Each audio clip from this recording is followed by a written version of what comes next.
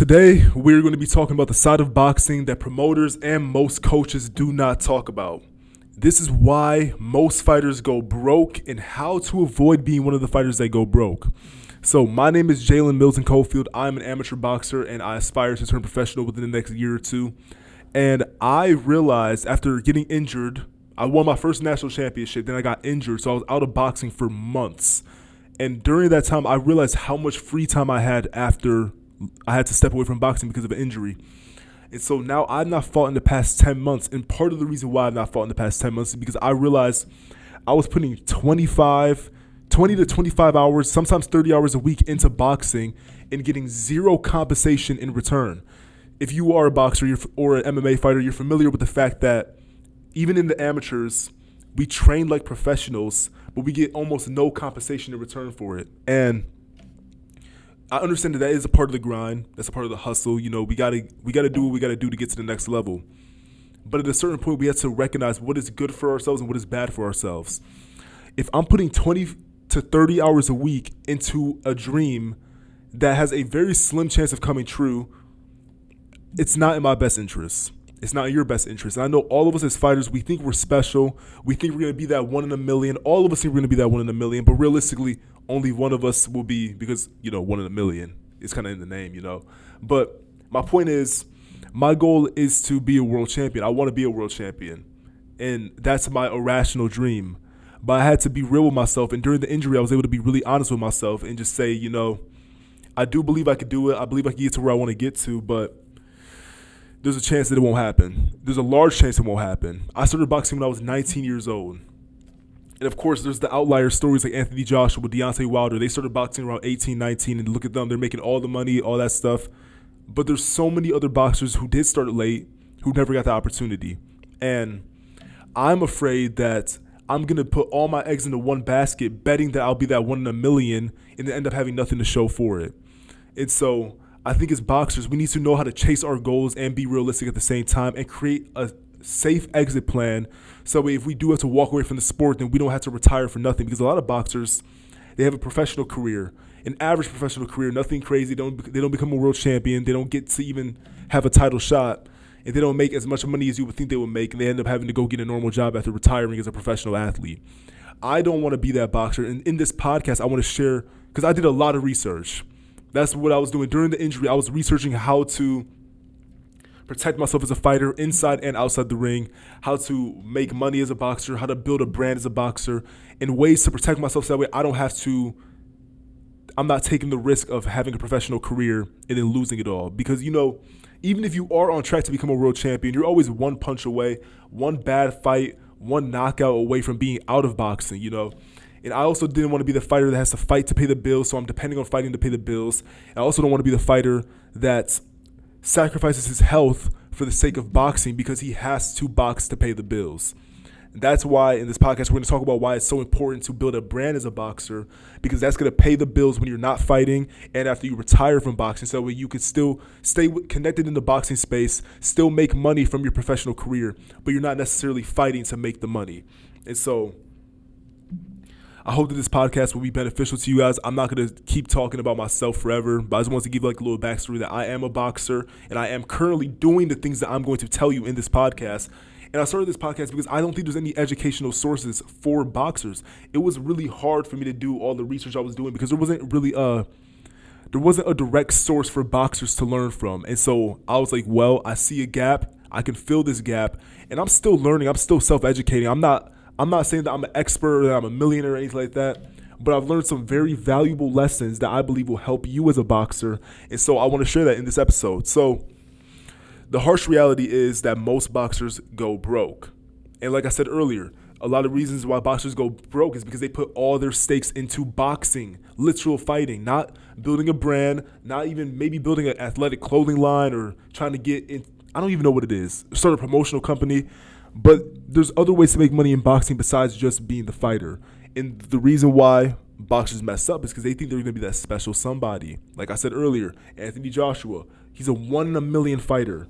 Deontay Wilder, 1 in a million fighter. They started boxing late and they made a bunch of money. Cool, it happened to that person. But there's so many thousands and thousands of boxers who were just as driven, just as ambitious, and had as big of goals as them that did not make it. And they're broke and you never heard of them.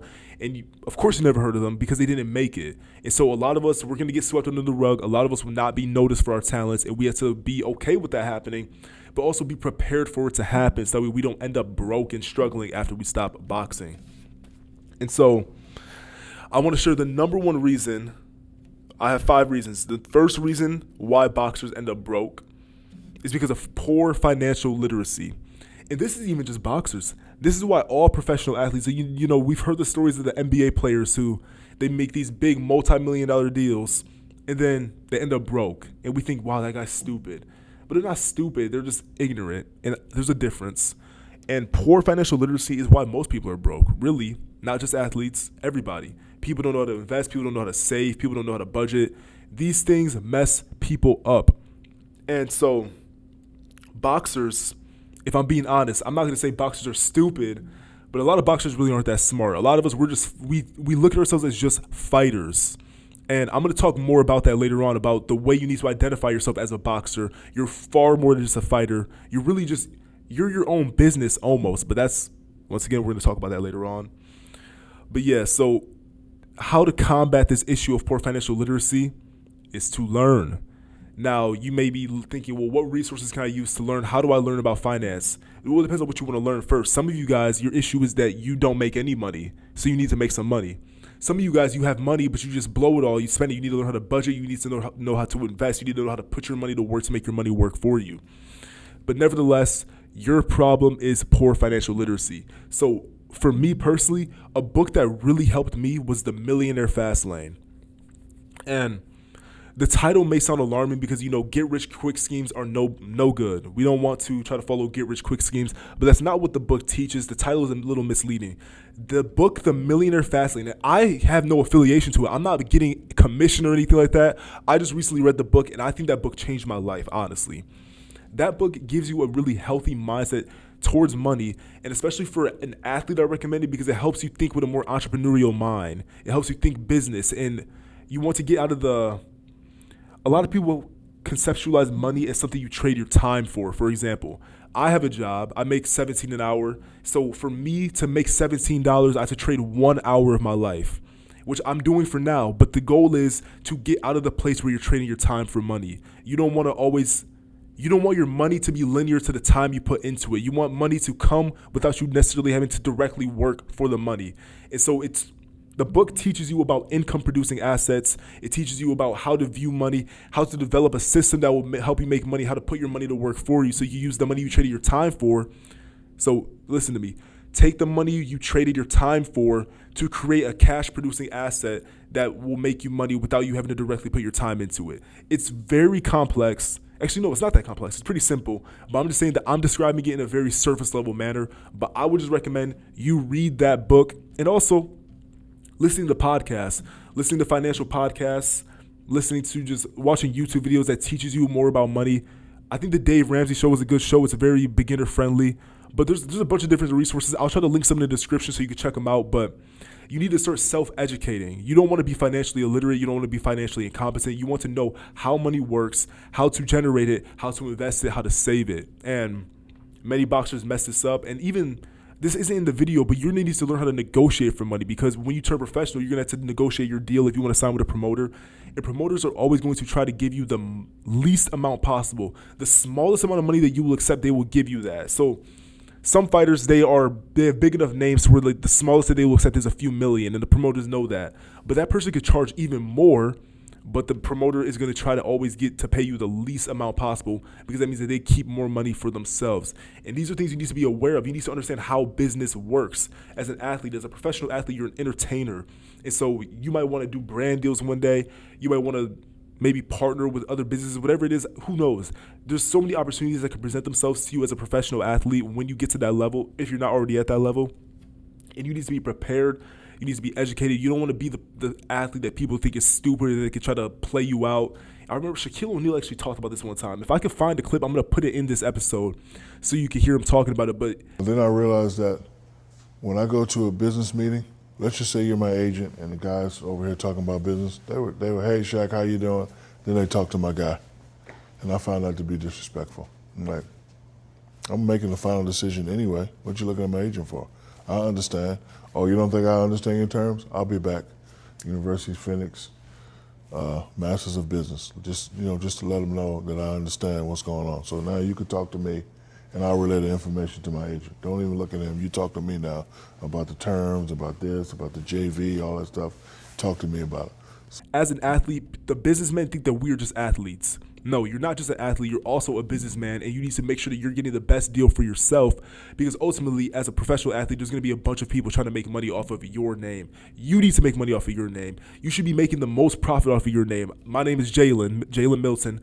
I don't think anyone should make any more money from the name Jalen Milton than Jalen Milton. And so I'm preparing myself, even though I'm not at the professional level yet, I'm preparing myself to become a professional athlete, and I'm going to pursue my professional career professionally as a professional businessman, self-marketer, as the fighter, as the entertainer. I'm the product, but I'm also the boss. I'm the business owner. I'm not going to sit here and let myself be screwed over by these promoters and other type of business deals that I might get and other opportunities. You want to be in control of yourself.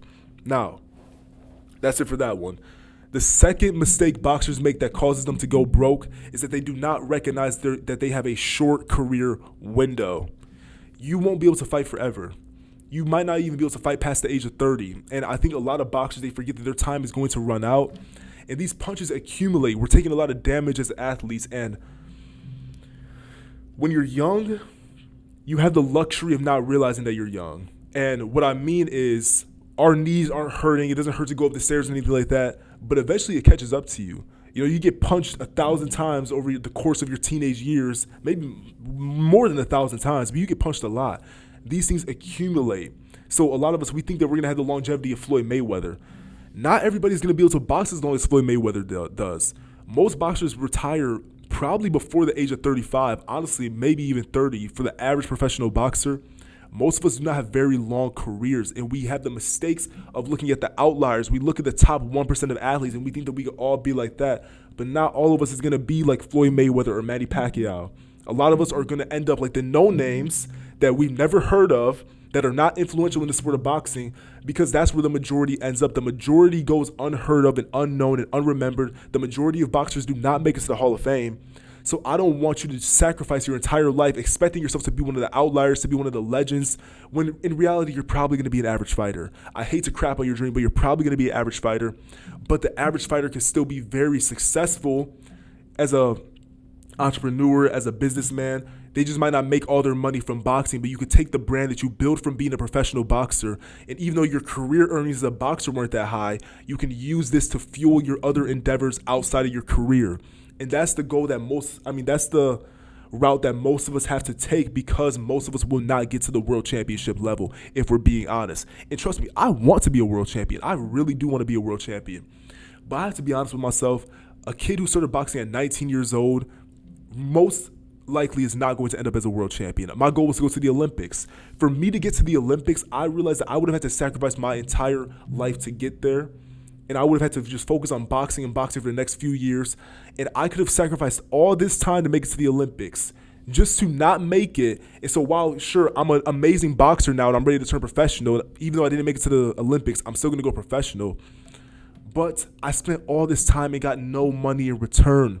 And now I'm just sitting here broke, a good boxer, but still my name is not bigger, my bank account's not bigger, my investments aren't bigger, I'm just a better boxer. That is the recipe to be a broke, retired professional boxer. I do not want to be that boxer. I don't want you to be that boxer. And I'm not saying don't go hard in the gym. You need to go hard in the gym. You need to train hard.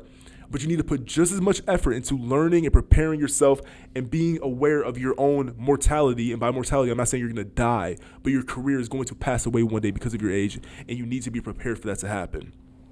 And the short career window is another mistake, because that means that because we have a short career window, we have a very limited amount of time to make money in the sport of boxing. If I'm only going to be a professional boxer for 7 years, I need to either A, make enough money in 7 years that I can retire off that money, which is very unlikely, or I can spend that 7 years developing my brand, preparing myself to exit the sport, and exit the sport with my health intact and with my finances right and with other sources of income that's going to take care of me for the rest of my life, so I don't need to retire and go into a normal career. Because once again, most of you will not make enough, Most of you will not make enough money in your professional career to sustain you for the rest of your life. And you do not want to be foolish and think that you're going to be the special one that does, because very few boxers do, and most boxers end up broke. So please, I know a lot of you guys are thinking, oh, Jalen's just talking about most people. I'm not most fighters. Listen, all of us are really hard workers. All of us are tough. All of us are ambitious, because you don't make it in the sport of boxing at all without having those traits. So you're going up against the most competitive, the most ambitious, the most fierce, the most strong athletes in the world. You need to understand that even if you're a great boxer, you can still go unnoticed and you can still not have a good, promising career. I know amazing boxers who are probably never going to have their moment because it's just such a competitive space and it takes so much to be the outlier. Don't bet on being the outlier.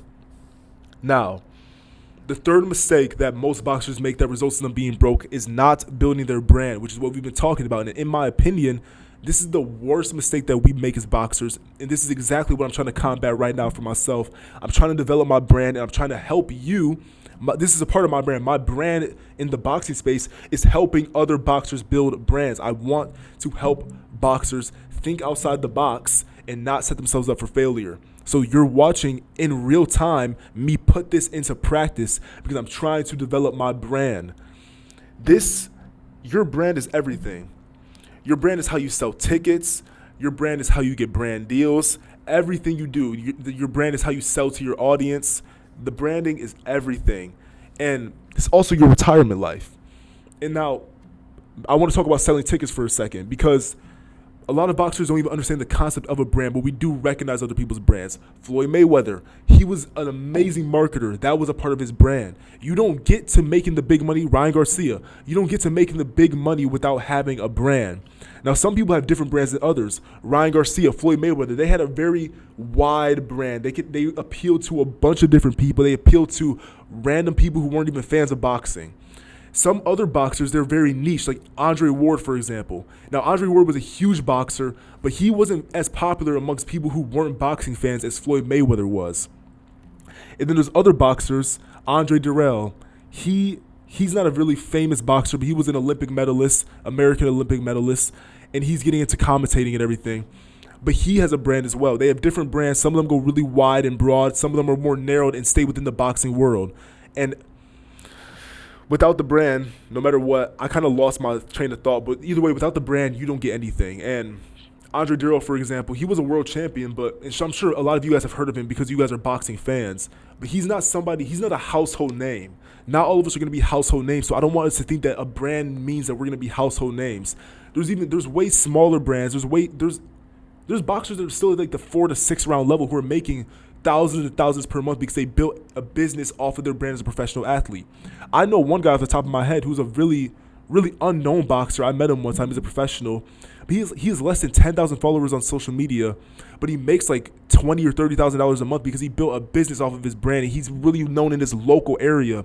A lot of us, we want to be known worldwide, but I think that as a professional boxer, your priority should be the local area you live in.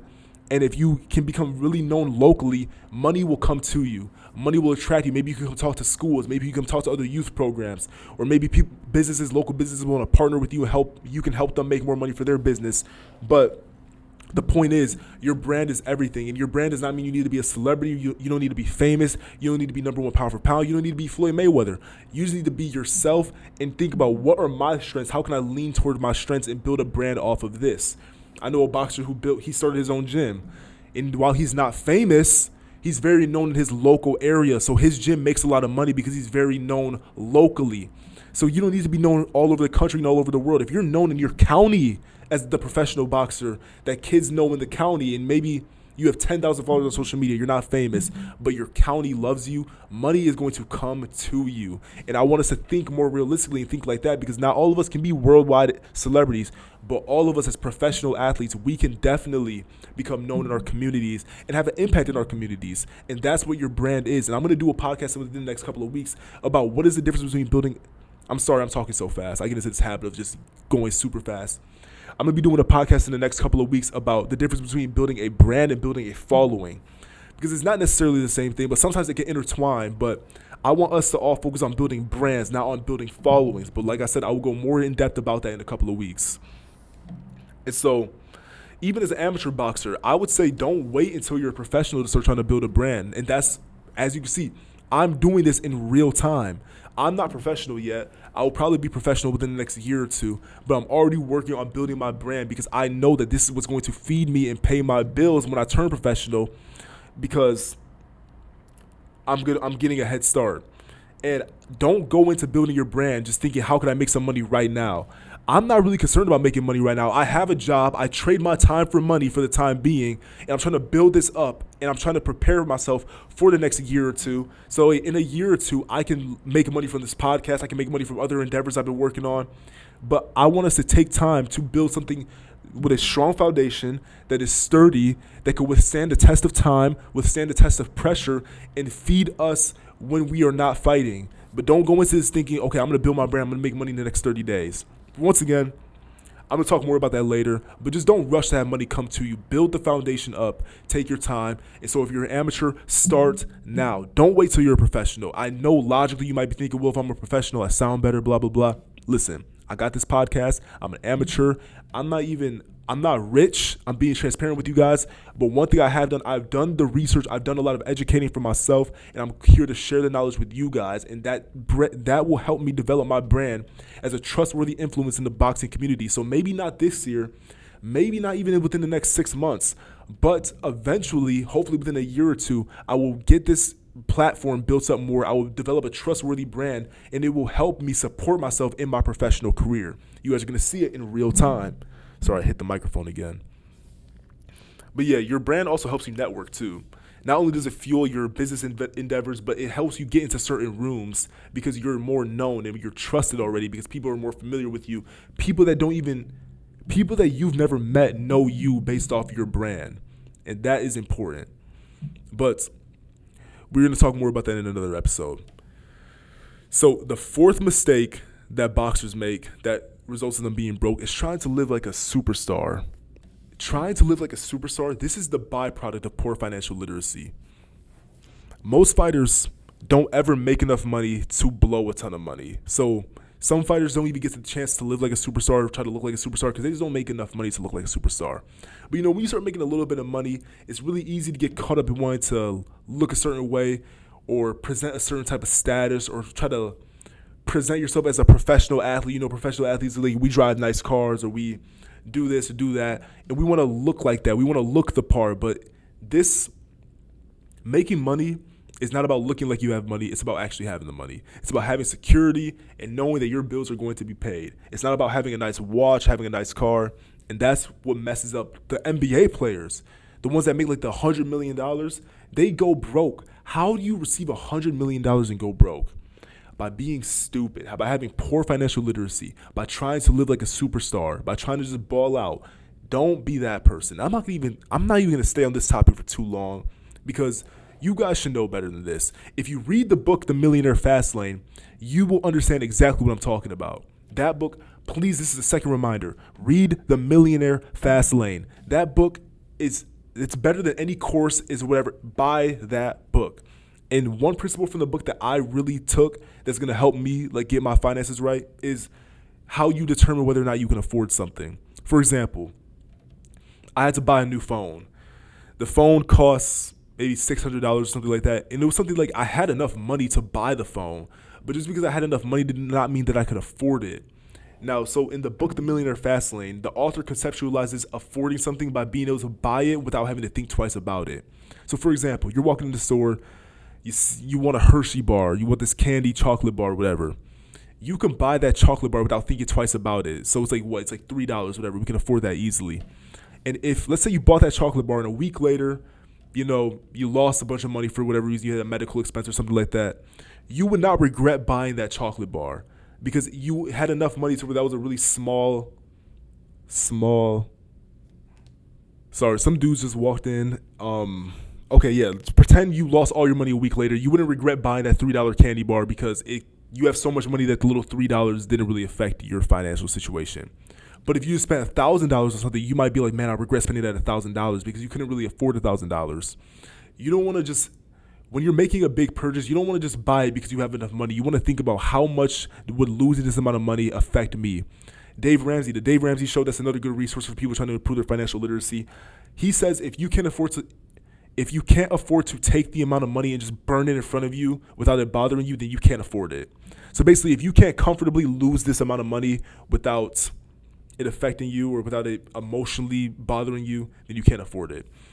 I may not have explained that perfectly, but I think you guys should understand the concept. But yeah, and also don't go broke trying to impress people. Don't go try to buy like a new Rolex or buy a nice car, try to impress some girls or impress the guys to flex on them. Listen, you want to actually create wealth. You don't want to just look like you have it. Don't look like money, have money. And so the number five reason why boxers go broke is because of poor advice and management. Some fighters have people in their lives that try to give them good advice, but the problem is that the person giving the advice doesn't know what they are talking about. You might have people that are going to advise you to make certain moves, sign certain contracts, accept certain deals, and sometimes they're going to give you advice from a good heart. They're going to think it's the right idea, but the only problem is they don't know what they're talking about. So someone with a good heart can give you advice, but it can be the wrong advice that leads you astray and hurts you. And I'm not saying don't listen to the people around you, but I'm just saying you need to have some discernment as a fighter, because you're going to need people to advise you, especially like we're all young. Like most of us, if you're a professional fighter, you're probably in your 20s, or some of you guys might even be teenagers. So we need to take advice from the older people that know what they're doing.